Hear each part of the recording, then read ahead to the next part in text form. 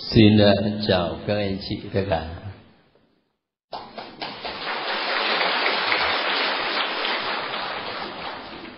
Có cái thắc mắc này thì chắc là phải giải quyết ngay thôi. Bởi vì chuyện này mà lẫn lộn thì nguy hiểm lắm. Thắc mắc là: thưa cha, tể tướng Ai Cập là Giuse. Vậy Giuse này có phải là Giuse bạn của Đức Maria không? Theo truyền thống thì Giuse, cha nuôi của Chúa Giêsu, thuộc dòng dõi vua David. Còn Giuse này là con của ông Jacob. Tin mừng Matthew nói rõ Jacob sinh Giuse, chồng bà Maria. Cái câu cuối đó, Jacob sinh Giuse, chồng bà Maria. Cái chuyện là chúng ta phải nắm chắc thôi. Giuse mà mình đọc ở trong sách Sáng Thế đâu có phải là Thánh Giuse, bạn của Đức Maria và là cha nuôi của Chúa Giêsu. Nói cho đúng ra đó thì Giuse mà chúng ta đọc ở trong sách Sáng Thế đó là ông tổ không biết là bao nhiêu đời của Giuse mà chúng ta gọi là cha nuôi của Chúa Giêsu. Cho nên đừng có lẫn lộn giống tên mà là cùng người nhé. Và nếu cái câu cuối cùng mà bảo là Jacob sinh Giuse, chồng bà Maria, thì cũng vậy. Không phải là cùng tên Jacob là cùng một người nhé. Thế cho nên chúng ta đừng có lẫn lộn. Cái lẫn lộn này nó hơi nguy hiểm. Chắc là các anh chị nắm hết thôi. Thế bây giờ để cho nó rõ hơn thì ta đi vào bài của ngày hôm nay. Suốt từ đầu khóa đến giờ, các anh chị và tôi tập trung vào sách Sáng Thế. Và sau khi ta đã dành khá nhiều thời gian trong 11 chương đầu của sách Sáng Thế, thì bắt đầu từ chương 12 tôi đã nói với các anh chị, đó là những chương sách nói về các tổ phụ của dân Israel. Và chúng ta rất cần quan tâm, bởi vì khi mà mình đọc Thánh Kinh đó là thường xuyên nghe nhắc đến tên tuổi của các vị tổ phụ này. Và ta học lịch sử ở đây không chỉ là lịch sử của Israel, mà là lịch sử ơn cứu độ. Chính vì thế mà mình phải nắm vững những điểm căn bản trong lịch sử đó. Thế thì sau khi đã đọc sách Sáng Thế để biết về cuộc đời của tổ phụ Abraham, rồi tuần trước thì chúng ta tập trung vào tổ phụ Jacob.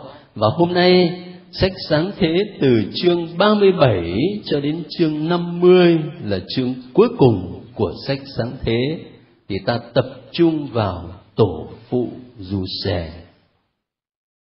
Đọc một lúc 13 chương sách, có khi là mình tập trung vào một chi tiết này hoặc chi tiết khác mà mình không có cái nhìn thứ tự, cái nhìn tổng quát. Cho nên trước hết là tôi mời các anh chị bằng cách là tôi biên sẵn ra đây những nét chính yếu của 13 chương sách Sáng Thế mà chúng ta đã đọc trong tuần vừa rồi. Rồi khi mà theo dõi cái bản lược đồ này thì có một vài điểm nhấn mà tôi sẽ xin các anh chị quan tâm để hiểu cho rõ hơn.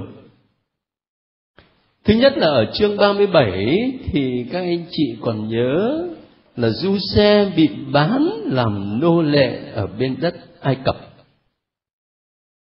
Và trong chương này từ câu 1 cho đến câu 4 đó thì tác giả cho mình thấy lý do mà tạo nên sự ghen tức giữa các anh em với Giuse là bởi vì Giuse được tổ phụ Jacob thương yêu, chăm sóc, lo lắng cách riêng.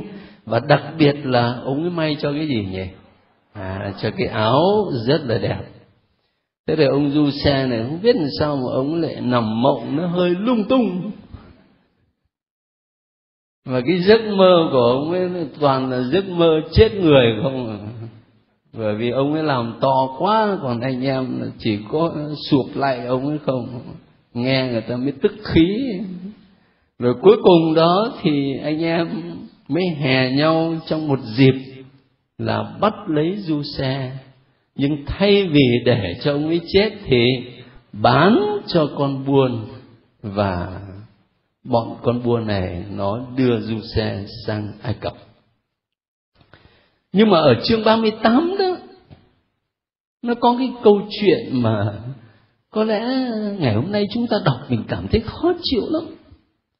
Thánh kinh gì mà đưa vào những cái chuyện loạn luân như thế này. Ở chương 38, các anh chị mới đọc tuần vừa rồi có còn nhớ không? Là cái bà Ta-ma này, khởi đầu bà ấy là vợ của ai vậy? Là con dâu, vợ của ông E. Nhưng mà hai vợ chồng không có đứa con nào.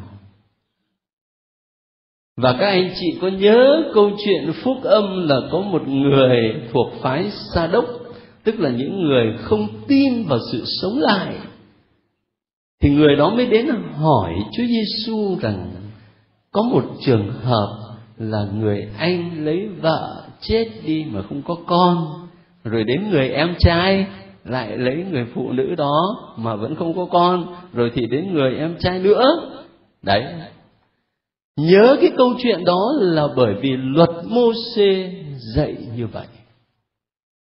Ở đây tương tự như thế.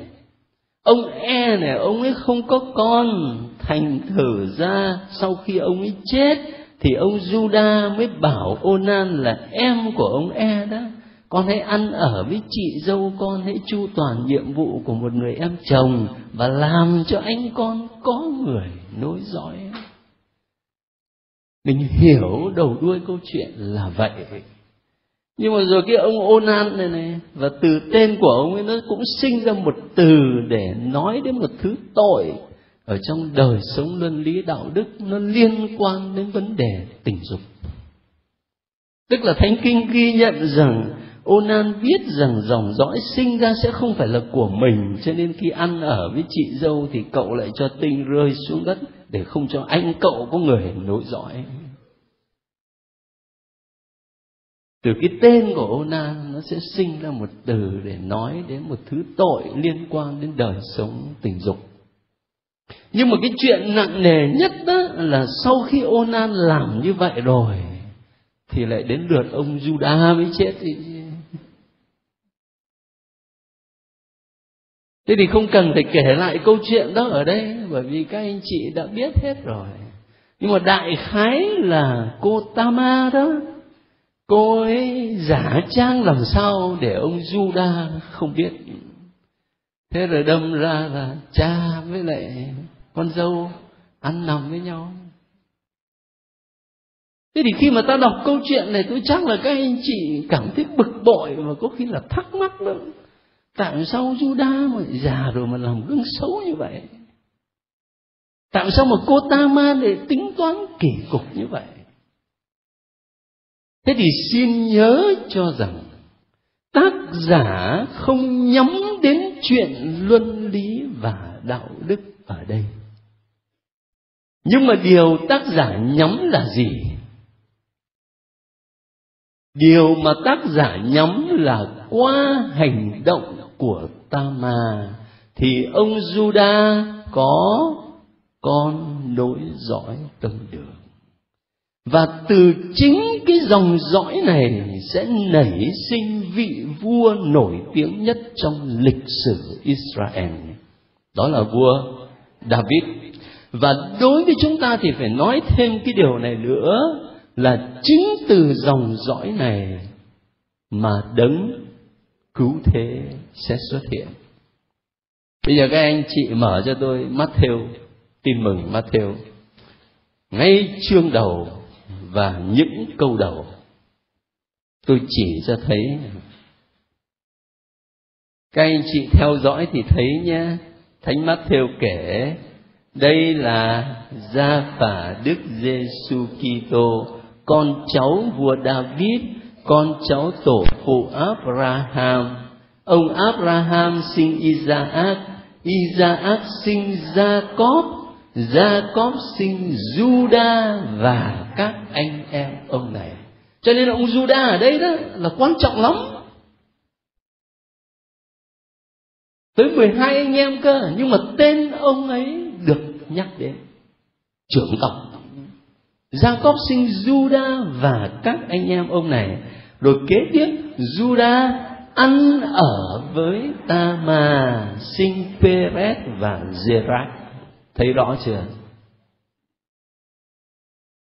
Rồi nếu mà ta từ đó ta lần xuống câu 6 đó thì sẽ thấy là ông Giê-xê sinh David.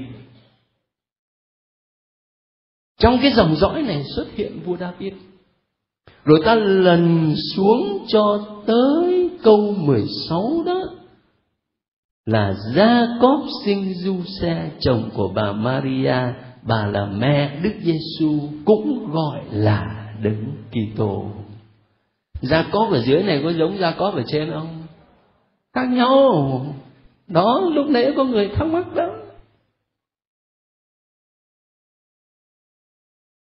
Cho nên cái điều mà tác giả nhắm đến ở trong câu chuyện á, không phải là vấn đề luân lý đạo đức, mà là muốn nhấn mạnh rằng từ dòng dõi này xuất hiện vua David. Và đối với chúng ta thì phải thấy quan trọng hơn nữa là chính Chúa Giêsu. Bước sang chương 39 thì sách Sáng Thế mô tả sự thăng trầm trong cuộc đời của Giuse. Bị bán cho một gia đình Ai Cập, làm việc rất tốt, chăm chỉ, nhanh nhẹn, cho nên được người ta tín nhiệm. Ai dè cái bà chủ bà ấy lại mê quá, cho nên mới khổ vào thân. Thế nên bà ấy cám dỗ không được thì bà ấy quay ngược lại. Thế là ông ấy bị tố cáo rồi phải nằm tù. Sang chương 40, ở trong thời gian ở tù thì Giuse đoán mộng cho các tù nhân, và nhờ đó là gây sự chú ý của một vị quan hầu cận nhà vua. Ở trong Thánh Kinh kể là có 2 ông quan, phải không? Một ông quan chuyên dâng cái gì? Dâng rượu. Một ông quan chuyên dâng gì? Dâng bánh. Cả rượu cả bánh đều quan trọng, bởi vì nếu mà nó bỏ chất độc thì anh chết trước, vua còn sống. Cho nên là rất gần gũi đức vua. Mà không biết 2 ông ấy mơ làm sao đó, thì Giuse đoán mộng là trúng phóc rồi. Một ông ấy thì lên lon, một ông ấy thì mất đời. Mà trúng lắm. Thế rồi khi vua Pharaoh ở trong chương 41 đó, có một giấc mộng mà không ai giải thích được, thì ông quan này mới nhớ đến Giuse và mới giới thiệu cho nhà vua. Thế là Giuse được triệu đến và đã giải thích giấc mơ của nhà vua rất là thuyết phục, rất hợp lý. Sau này thực tế xảy ra đúng như thế. Chính vì vậy mà nhà vua tín nhiệm rồi đặt làm quan lớn ở trong triều, và được ban cho một tên gọi Ai Cập là Japhena-Panea, nghĩa là Thiên Chúa nói và Thiên Chúa sống. Nghĩa của tên gọi. Các cụ Việt Nam ngày xưa của mình đặt tên cho con cái, nhất là những cụ nhà Nho đó, là họ cũng cân nhắc lắm. Thì ở đây những tên gọi cũng rất là quan trọng. Cho nên thỉnh thoảng tên gọi của các nhân vật này tôi ghi chú ở trong đó, để các anh chị thấy cái tên gọi nghĩa là gì. Sang chương 42 đó, thì ta thấy là Giuse thử thách anh em của mình. Bởi vì lúc bây giờ tình trạng đói kém nó lan khắp nơi, cho nên tổ phụ Jacob mới sai các con đi sang Ai Cập để mua lúa. Bởi vì nghe nói rằng ở bên ấy có một vị tể tướng khôn ngoan thông minh lắm, và nhờ đó mà dân được nhờ. Thành thử ra anh em mới kéo nhau sang Ai Cập. Rồi thì gặp Du-xe, mà Du-xe thì biết rõ là anh em mình, nhưng mà ông muốn thử thách anh em, cho nên ông nhất định đòi là phải đem người con út là Benjamin sang. Nếu mà không đem sang thì đúng các anh là quân Do Thám. Thành thử ra tiếp đó ở chương 43 ta mới thấy là anh em của Du-xe trở lại Ai Cập, có cả Benjamin. Benjamin là ai vậy? Nhớ lại coi, ông Jacob có mấy bà? Có 4 bà, 2 bà chính, 2 bà phụ. Có nhiều ông ở trong này chắc cũng hơi ghen nhỉ, ông lắm bà quá. Thế nhưng mà Benjamin và Du-xe là con của ai? Bà Rebecca, và đó là người phụ nữ mà tổ phụ Jacob yêu thương nhất. Và cũng vì thế ta hiểu được sự gắn bó giữa Du-xe và Benjamin. Thế thì khi anh em trở lại Ai Cập là có cả Benjamin và Du-xe, hết sức là xúc động khi mà nhìn thấy đứa em, nhưng mà vẫn chưa tỏ mình ra. Sang chương 44 đó là ông còn thử anh em một lần nữa, bằng cách là để cho họ đi một quãng đường rồi mới bắt lại, với lý do là coi như là ăn cắp, phải không? Lấy lý do đó mà giữ lại. Thế thì ở chỗ này xin các anh chị mở chương 44. Dài lắm nhưng tôi chỉ xin quan tâm đến 2 câu, câu 32 cho đến câu 34. Đây là những lời lẽ của ông Juda thay mặt cho anh em để nói với Du-xe, mà lúc đó ông ấy chưa biết Du-xe là em mình. Chương 44 ở câu 32. Thế thì ông ấy nói thế này: trước mặt cha tôi tớ ngài đã bảo lãnh cho thằng bé và nói, nếu con không đưa nó về cho cha thì con sẽ đắc tội với cha suốt đời. Vậy bây giờ tôi tớ ngài xin ở lại làm nô lệ ngài thế cho thằng bé, còn thằng bé thì xin cho về với các anh nó. Thật vậy, tôi về với cha tôi thế nào được nếu thằng bé không cùng đi với tôi? Tôi không thể nào chứng kiến tai họa sẽ giáng xuống trên cha tôi. Anh chị so sánh cái câu này đi với lại cái câu chuyện mà Du-xe bị các anh bỏ xuống giếng cho chết. So sánh đi, sẽ thấy khác nhau không? Ở trong câu chuyện của Du-xe bị các anh bỏ xuống giếng rồi cuối cùng bán cho người ta, là coi như vì ghen ghét, thế cho nên muốn giết chết đứa em mình. Còn đằng này á, đối với Benjamin mà Du-xe thương mến cách điên, Juda đã bộc lộ một thái độ hoàn toàn khác. Không còn phải là một thái độ ghen ghét mà muốn giết chết đứa em, mà là trái lại, ông chấp nhận đem thân mình ra thế cho đứa em. Tôi chấp nhận ở lại đây làm nô lệ để cho đứa em tôi được về với cha già, nhờ đó cha già tôi có thể mừng vui mà sống. Nó có một cái sự chuyển biến trong thái độ và trong cách sống. Chính vì thế mà khi ta đọc tiếp đó, ta mới thấy Thánh Kinh mô tả ông Du-xe không thể cầm lòng trước mặt tất cả những người đứng bên ông, nên ông kêu lên bảo mọi người ra khỏi đây. Và khi không còn người nào ở với ông thì ông Du-xe mới tỏ cho anh em nhận ra mình. Ông òa lên khóc. Có một cái sự chuyển biến rất lớn, cho nên tôi xin các anh chị quan tâm với câu này là vì thế. Nói theo ngôn ngữ của Tin Mừng, tức là có một sự hoán cải. có một sự sám hối đích thực sâu xa nhất, thay đổi trong cách nghĩ, trong cách sống của anh em Du-xe. Thế thì sau khi mà Du-xe tỏ mình cho anh em và anh em làm hòa với nhau rồi, thì ở chương 46 ta thấy sách Sáng Thế mô tả là tổ phụ Gia-cốp mới đi sang Ai Cập rồi định cư ở đó. Rồi sang đến chương 47 thì nói đến chuyện chúc lành cho Ephraim và Manasseh. Làm quen với những từ này đi nhá. Bởi vì trong những sách thánh kinh sau này sẽ nghe nói đến tên Ephraim, nghe nói đến tên Manasseh, thì biết gốc gác nó từ đâu. Làm quen ngay từ bây giờ. 12 người con của tổ phụ Gia-cốp sẽ trở thành 12 chi tộc của nhà Israel.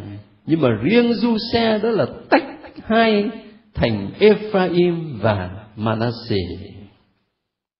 Rồi ở chương 49 đó thì là chúc lành của tổ phụ Gia-cốp. Chúng ta phải đọc cái chỗ này rồi mình mới hiểu được tại sao mà tuần tới đây đọc sách Xuất Hành thì lại nghe kể chuyện là dân Do Thái làm nô lệ bên đất Ai Cập, rồi Chúa sai Mô-xê đến để giải thoát. Mình biết đầu đuôi tại sao mà người ta ở bên đất Ai Cập. Lý do là vì đây này, tổ phụ Gia-cốp đưa hết tất cả gia đình sang bên Ai Cập định cư dưới thời Du-xe làm tể tướng. Thế nhưng khi tổ phụ Gia-cốp qua đời thì Ngài mong ước là được đưa về quê và mai táng ở Mach-pê-la, đó là nơi đã chôn cất tổ phụ Abraham và người vợ của tổ phụ Abraham là bà Sarah. Thế rồi ở chương 50, chương cuối cùng thì nói đến việc Du-xe trấn an anh em. Bởi vì có lẽ là anh em thấy ông em mình cũng làm lớn quá, cha già còn sống thì ông còn nể nang, chứ còn bây giờ cha già chết rồi thì ông ra tay thì chắc là mình chết. Cho nên Du-xe phải trấn an. Rồi cuối cùng thì Ngài qua đời. Đó là một cái nhìn tổng quát 13 chương sách Sáng Thế từ 37 đến 50 để chúng ta nắm được cái chuỗi sự kiện liên tục với nhau. Nhưng mà tôi nghĩ là câu chuyện gì chứ còn chuyện Du-xe thì các anh chị rành lắm rồi. Nhớ hồi nhỏ đi học giáo lý là các sơ đã kể sự tích ông Du-xe cho nghe, là lúc đó là khoái lắm. Bây giờ không biết là các em thiếu nhi nó có còn thích nữa không, bởi vì nó có nhiều trò chơi quá rồi. Nhiều anh chị giảng viên giáo lý nói với tôi là đem phim ra chiếu cho nó xem mà nó bảo cái này thua Hồng Kông xa. Bây giờ nó nhiều trò giải trí quá. Thế sau khi đã nhìn lại một cách tổng quát cuộc đời của tổ phụ Du-xe, sau khi các anh chị đã chia sẻ với nhau ở trong mỗi nhóm, thì tôi xin chia sẻ 2 điểm lớn thôi. Tôi vẫn thường nhấn mạnh với các anh chị là khi ta đọc Thánh Kinh, điều quan trọng nhất là phải khám phá ra xem Thiên Chúa là ai. Khi tôi đọc cái đoạn Thánh Kinh này, khi tôi đọc câu chuyện này, tôi phải suy nghĩ xem Chúa là ai. Chúa mặc khải ra dung nhan của người thế nào qua đoạn Thánh Kinh này. Đó là điều quan trọng nhất. Chứ điều quan trọng nhất không phải là chúng ta đi tìm bài học luân lý đạo đức, mà trước hết là phải đi tìm xem Chúa là ai. Và khi ta tin vào Đấng Thiên Chúa như vậy thì tự nhiên đời sống đức tin mời gọi mình sống một cách phù hợp. Chính vì thế ở đây hai điểm lớn mà tôi muốn đề nghị với các anh chị, đó là trước hết, Thiên Chúa là đấng có thể từ sự dữ mà rút ra sự lành. Từ sự dữ mà rút ra sự lành. Cuộc đời của tổ phụ Giuse ta thấy rất rõ chuyện này. Ngài phải chịu quá nhiều nỗi oan khiên. Ngài mơ thế nào thì Ngài nói vậy thôi. Rồi thì được cha thương yêu thế nào thì Ngài đón nhận thôi. Thế nhưng mà anh em thì ghen tị, khó chịu đến độ mà muốn giết chết. Và cuối cùng thì không chết thì cũng bị bán đi làm nô lệ. Rồi đến khi làm công ở trong nhà người ta đó thì là làm việc hết mình. Mà rồi cuối cùng người ta muốn thỏa mãn cái đòi hỏi tự nhiên của người ta không được ấy, thì người ta quay ra người ta trả thù. Người ta vu oan giáo họa cho. Có đời nào một cái anh đi làm đầy tớ nhà mà lại dám cám dỗ bà chủ. Thế thì ông chủ cũng không điên tiết thì sẽ được. Thế là vào tù thôi. Cho nên cuộc đời của tổ phụ Giuse rất nhiều oan khiên. Nhưng khi ta đọc hết câu chuyện cuộc đời của tổ phụ Giuse thì ta khám phá ra điều này. Đó là Thiên Chúa từ những đau khổ, những thiệt thòi, những mất mát, những thử thách mà Giuse phải chịu, Ngài lại biến nó thành cơ may. Cơ may trong bản thân của Giuse, và cái điều quan trọng hơn là cho cả một dân tộc.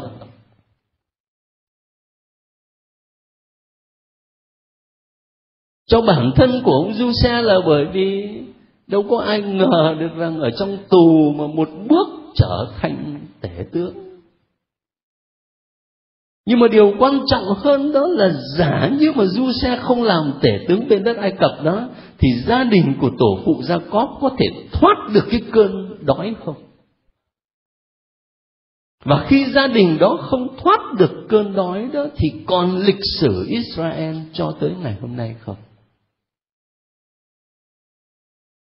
Cho nên cuộc đời của tổ phụ Giuse cho thấy là Thiên Chúa có thể rút từ sự dữ ra điều lành.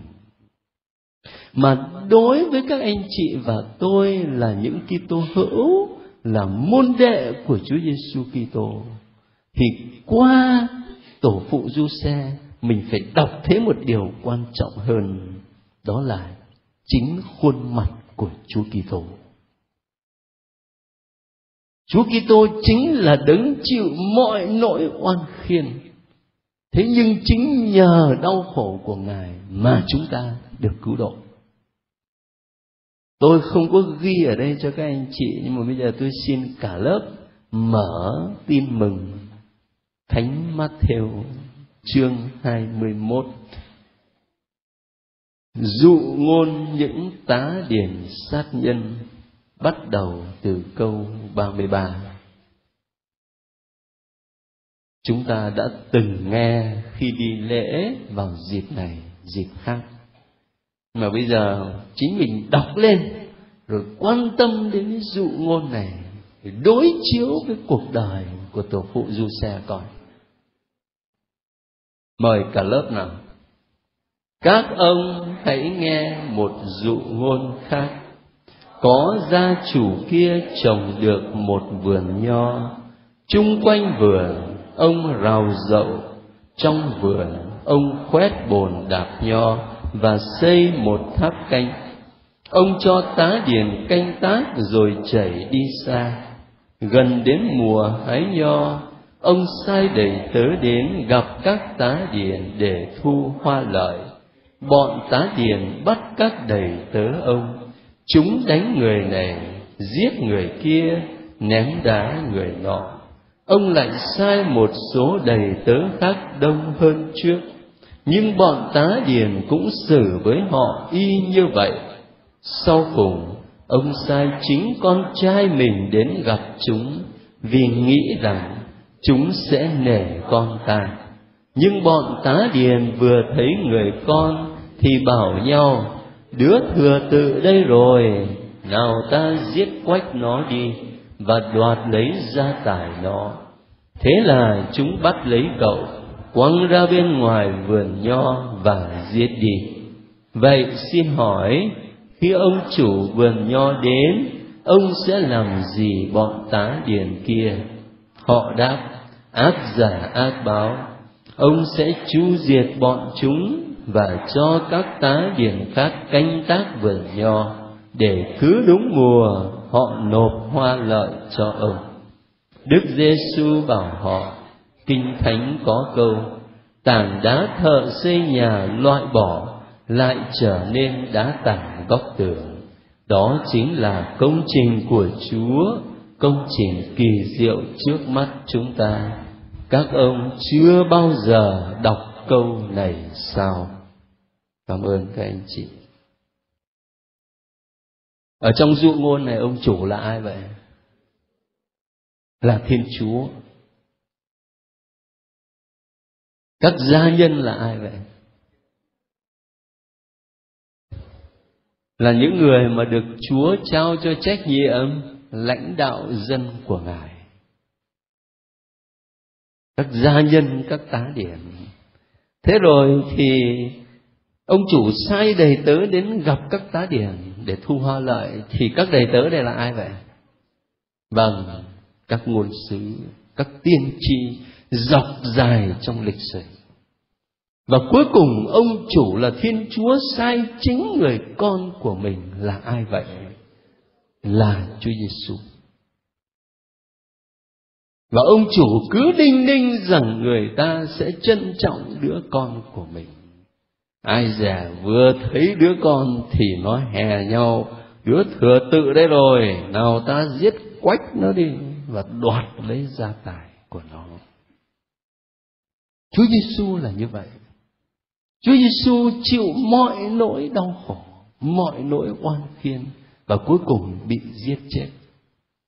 Nhưng mà chính Chúa Giêsu trích dẫn cái lời thánh kinh ở trong Thánh Vịnh 118 đây này: tảng đá thợ xây nhà loại bỏ lại trở nên đá tảng góc tường.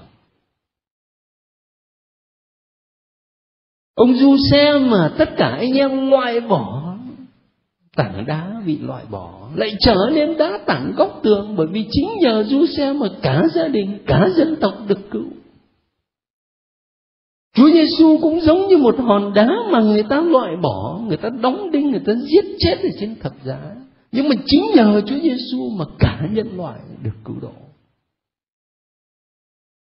Chúa trích dẫn lời Thánh Vịnh 118 để cho chúng ta thấy rõ ý nghĩa cuộc đời của Ngài cũng như của dụ ngôn này. Và nếu mà các anh chị mở Thánh Vịnh 118 đó, thì các anh chị sẽ thấy đó là Thánh Vịnh mà chúng ta đặc biệt là Hội Thánh Công giáo hát vào cái dịp nào? Thánh Vịnh 118: hãy tạ ơn Chúa vì Chúa nhân từ, muôn ngàn đời Chúa vẫn chọn tình thương. Cái dịp nào nhỉ? Đặc biệt đó là lễ đêm, lễ vọng phục sinh. Chúng ta đọc cái Thánh Vịnh này có ý nghĩa rất đặc biệt. Sở dĩ mà Hội Thánh hát Thánh Vịnh 118 vào đêm vọng phục sinh và suốt tuần Bát Nhật phục sinh là bởi vì chính ở trong mầu nhiệm thập giá và phục sinh của Chúa Kitô mà chúng ta thấy rõ Thiên Chúa biến sự dữ nên sự lành. Mà chúng ta thấy rõ ý nghĩa của Thánh Vịnh này được ứng vào cuộc đời và vào công trình cứu độ của Chúa Giêsu. Nhiều năm làm linh mục tôi vẫn cứ thấy nó thiếu một cái điều này. Đó là những bài thánh kinh được chọn đọc trong các ngày lễ thứ 5 này, thứ 6. rồi thì đêm vọng phục sinh. Hay vô cùng. Nhưng mà khổ nỗi là những ngày lễ đó thì thường nghi lễ rất là dài. Cho nên các linh mục mà giảng dài thêm tí nữa thì không ai chịu được. Nó uổng cái đó. Chẳng hạn như đêm vọng phục sinh đó là thường chúng ta nghe ít nhất là 4 bài trước khi mà công bố tin mừng, đúng không? Còn có những nơi mà tốt lành đạo đức như là các sơ nhà Kiến đấy thì đọc đủ 7 bài. 4 bài là ta đã ngáp gần chết rồi. Nhưng bài được chọn đọc nó hay lắm trong chiều dài của lịch sử cứu độ. Nhưng mà mình không có giờ để mà mình suy niệm, để mà thấy được sự nối kết giữa các bản văn thánh kinh, làm nổi bật lên mầu nhiệm khổ nạn và phục sinh của Chúa Kitô như thế nào. Có khi phải tách những cái bài đó ra một tuần nào khác, rồi thì dựa vào đó mà tổ chức tĩnh tâm, thì may ra mới có đủ thời giờ để khai triển. Thế tôi có ý nhân những đoạn thánh kinh mà chúng ta đọc đó liên hệ với đời sống phụng vụ của hội thánh, để các anh chị thấy là cái sinh hoạt phụng vụ của người Công giáo mình nó có nền tảng thánh kinh như thế nào. Chứ nó không phải chỉ là những cái nghi lễ mà mình thấy cứ lặp đi lặp lại, nghe đi nghe lại. Có nền tảng thánh kinh rất là sâu sắc, mà đôi khi mình không quan tâm đủ thôi. Thế thì nếu mà thực sự ta tin tưởng và phó thác nơi Thiên Chúa là đấng có thể từ sự dữ mà rút ra sự lành, nếu thực sự các anh chị và tôi mà dám tin như vậy, thì trong đời sống đức tin của mình sẽ luôn luôn phó thác vào Chúa trong mọi hoàn cảnh. Kể cả những hoàn cảnh mà chỉ thấy nó đen tối, chỉ thấy nó là đau khổ, chỉ thấy nó là thử thách. Nếu ta thực sự tin là Chúa có thể rút từ sự dữ ra điều lành, thì dù sống trong hoàn cảnh đó, ta vẫn một niềm phó thác. Cho nên ở trong thư của Thánh Phaolô gửi tín hữu Roma chương 8 câu 28, Ngài có nói cái câu này tôi thấy hay lắm. Chúng ta biết rằng Thiên Chúa làm cho mọi sự đều sinh lợi ích cho những ai yêu mến Người, tức là cho những kẻ được Người kêu gọi theo như ý Người định. Thiên Chúa làm cho mọi sự đều sinh ích lợi cho chúng ta. Mọi sự, chứ không phải chỉ là Thiên Chúa làm cho sự tốt lành thì nó mới sinh ích lợi, mà mọi sự. Và hình như là khi nhìn lại cuộc đời, các anh chị mà lớn tuổi chút ở trong lớp này chắc là có kinh nghiệm cụ thể lắm. Nhìn lại cuộc đời có khi mình lại khám phá ra rằng không phải những điều tốt lành theo nghĩa thế gian, chẳng hạn như là giàu có này, đẹp đẽ này, tài giỏi này, mà nó mang ích cho mình.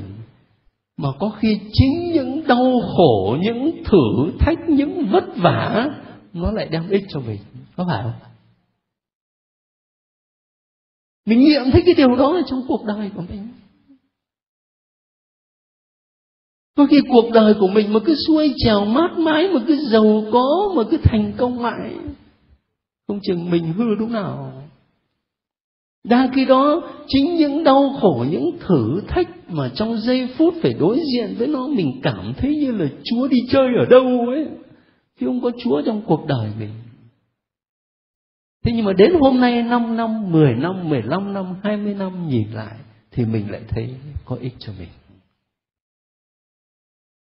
Và cái kinh nghiệm bản thân đó giúp cho ta thấy cái chân lý mà Thánh Kinh dạy nó không còn là lý thuyết nữa, mà nó trở thành máu thịt ở trong cuộc đời của mình. Nó trở thành cái gì rất sống động và cụ thể trong cuộc đời mình. Cho nên nếu thực sự ta dám tin, Thiên Chúa là đấng có thể rút từ sự dữ ra sự lành, thì trong mọi hoàn cảnh mình được mời gọi để sống tâm tình phó thác. Và trong mọi hoàn cảnh, cái điều mà mình kiếm tìm là thánh ý của Thiên Chúa. Như Đức Mẹ vậy, đi tìm thánh ý của Thiên Chúa. Đấy là điểm lớn thứ nhất mà từ cuộc đời của tổ phụ Giô-se tôi muốn chia sẻ với các anh chị.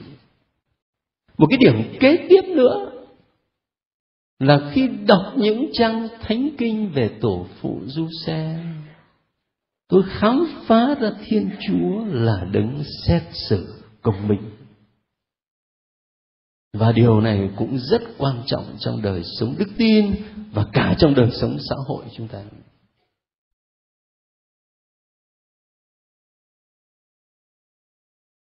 Ai mà chẳng mong có sự công bằng. Thế nhưng ai đảm bảo cho chúng ta sự công bằng tối hậu đây?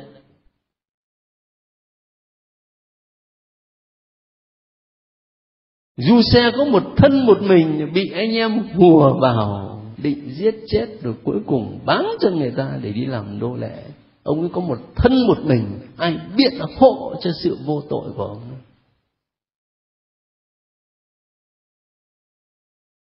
Ông ấy làm việc tận tình trong một gia đình, rồi thì bà chủ tìm cách quyến rũ mà không được, rồi đổ tội ngược lại. Bây giờ đứng trước mặt thế gian mà đưa ra hai người, một người là vợ của quan, một người là cái anh thanh niên đi làm đầy tớ trong gia đình, thì thử hỏi là người ta bênh ai? Người ta bênh ai? Cả xã hội là bênh bà ấy chứ sao mà bênh Giô-se được? Có phải là ông ấy hoàn toàn cô thân cô thế?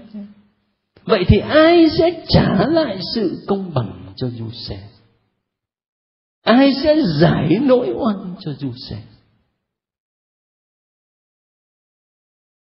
Có một triết gia lý luận rằng chính vì cái đòi hỏi của lương tâm con người là bắt buộc phải có sự công bằng tuyệt đối. Nhưng cái sự công bằng đấy không thể nào có trong trần gian này được. Cho nên dứt khoát phải có Thiên Chúa và phải có đời sau. Mà quả thật ta nhìn trong cuộc sống xã hội thấy lắm người ăn ngay ở lành, cố gắng sống hiền hòa, suốt đời khổ. Còn lắm kẻ nó ăn cướp ban ngày, nó bóc lột hết chuyện này đến chuyện kia, cứ phây phây vậy. Thế thì ai giải nỗi oan cho người đau khổ? Ai mang lại sự công bằng đích thực cho con người? Ở trên bình diện suy tư của lý trí, ta đã thấy cái đòi hỏi là phải có Thiên Chúa, đấng cầm cân nảy mực mọi sự. Và trong cuộc đời của tổ phụ Giô-se thì chúng ta thấy rất rõ, phải không? Cuối cùng thì là Chúa giải oan cho Giô-se. Cuối cùng thì Chúa trả lại cho Giô-se đúng như cuộc đời của ông đã sống.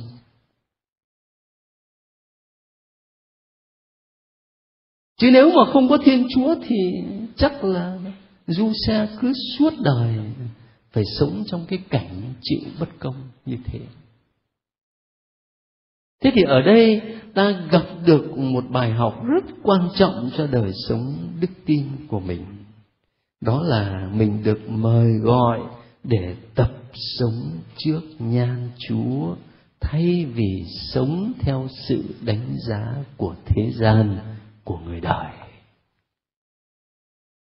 Nói gì thì nói chứ các anh chị và tôi cũng bị chi phối bởi đời sống xã hội. Mình là con người mà, mình đâu có sống một mình đâu.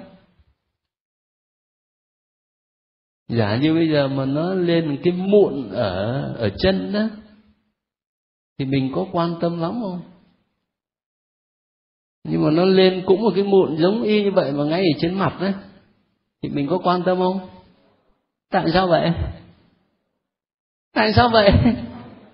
Cũng một cái mụn thôi. chứ đâu có khác nhau gì đâu. Mà tại sao nó ở chân thì mình coi thường, mà nó ở trên mặt thì là mình mất ăn mất ngủ?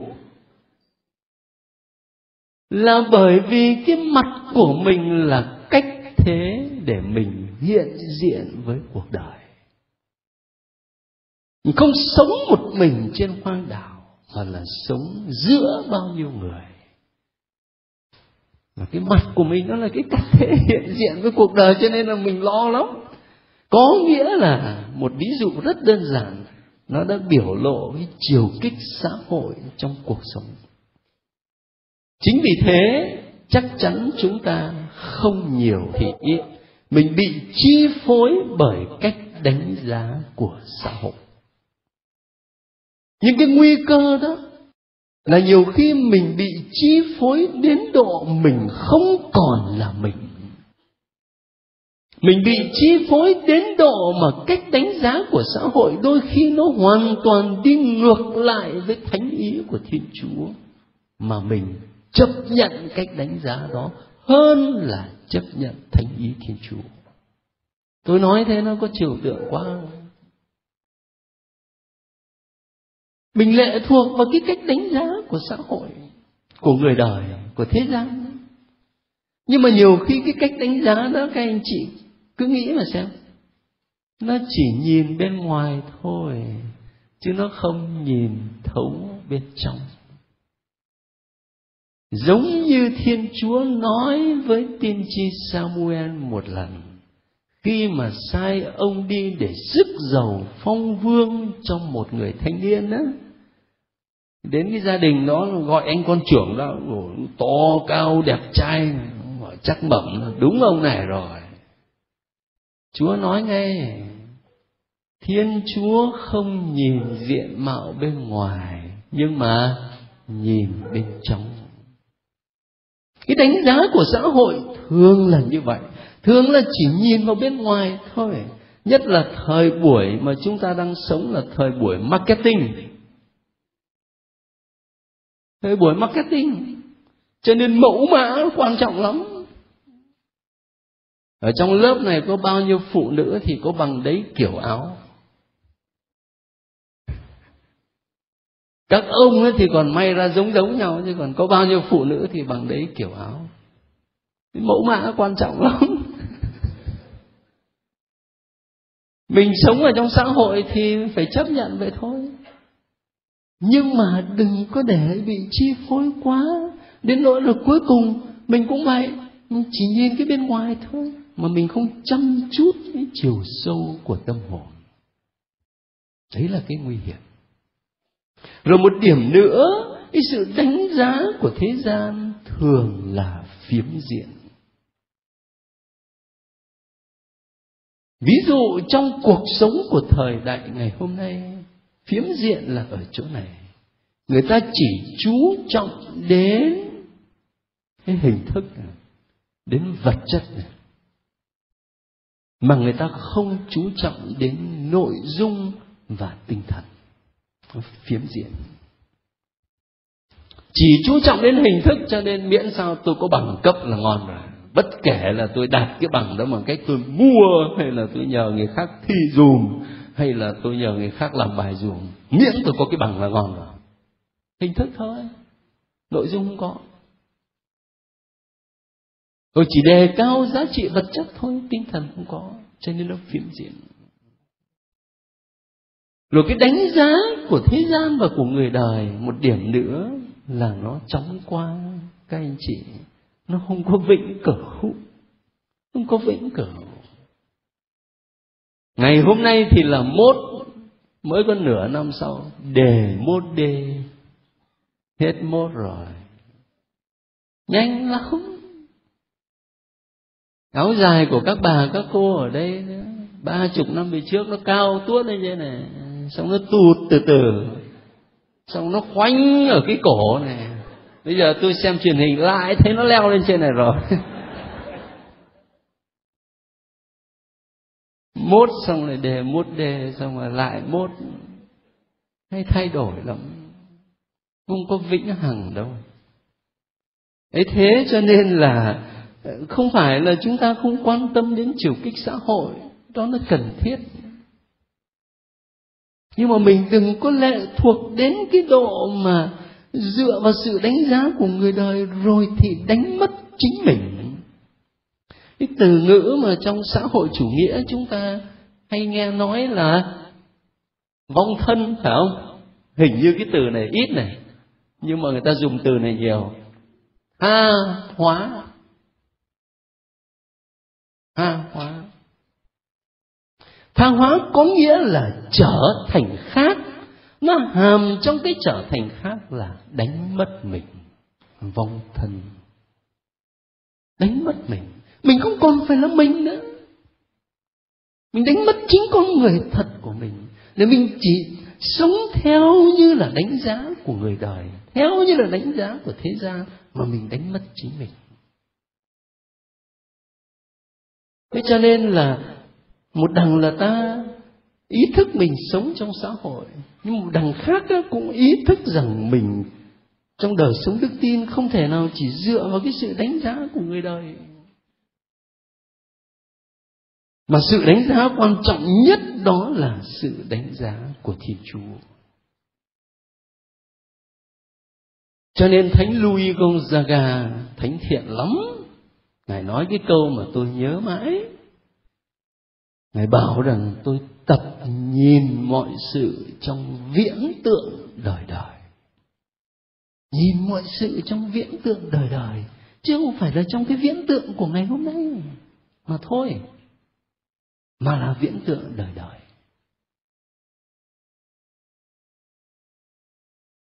Thế thì tổ phụ Giuse là gương mẫu cho chúng ta để tập sống với điều này.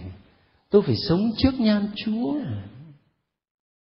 đối diện với Chúa, đối diện với sự đánh giá của Thiên Chúa, chứ không chỉ là của thế gian.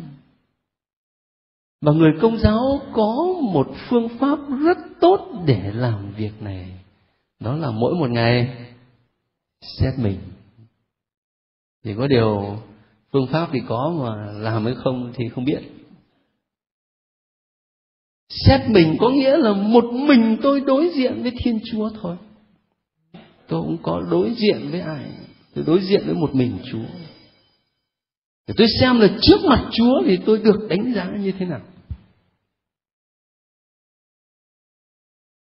Đấy là phương pháp để giúp cho chúng ta tập sống trước nhan Thiên Chúa. Và để kết thúc cho cái điều này, tôi nhớ đến lời của Thánh Phêrô ở trong thư thứ nhất, chương 3, từ câu 13 đến câu 17. Mời các anh chị cùng đọc với tôi để kết thúc cái giờ học này. Bổn phận của các tín hữu trong cơn bách hại. Thánh Phêrô căn dặn chúng ta thế này: ai làm hại được anh em, nếu anh em nhiệt thành làm điều thiện, mà nếu anh em chịu khổ vì sống công chính, thì anh em thật có phúc. Đừng sợ những kẻ làm hại anh em, và đừng xao xuyến. Đức Kitô là đấng thánh, hãy tôn người làm Chúa ngự trị trong lòng anh em. Hãy luôn luôn sẵn sàng trả lời cho bất cứ ai chất vấn về niềm hy vọng của anh em, nhưng phải trả lời cách hiền hòa và với sự kính trọng. Hãy giữ lương tâm ngay thẳng, khiến những kẻ phỉ báng anh em, vì anh em ăn ở ngay thẳng trong Đức Kitô, thì chính họ phải xấu hổ vì những điều họ vu khống. Bởi lẽ thà chịu khổ vì làm việc lành, nếu đó là ý của Thiên Chúa, còn hơn là vì làm điều ác. Thà chịu khổ vì làm việc lành, nếu đó là thánh ý Chúa, còn hơn là làm điều ác. Xin Chúa giúp cho chúng ta nhớ được cái câu đó trong cuộc đời của mình. Thánh Lễ TV trân trọng cảm ơn quý vị đã quan tâm theo dõi và đăng ký kênh. Kính chúc quý vị luôn được mạnh khỏe, bình an trong Chúa và Mẹ. Xin chào và hẹn gặp lại quý vị trong các video tiếp theo.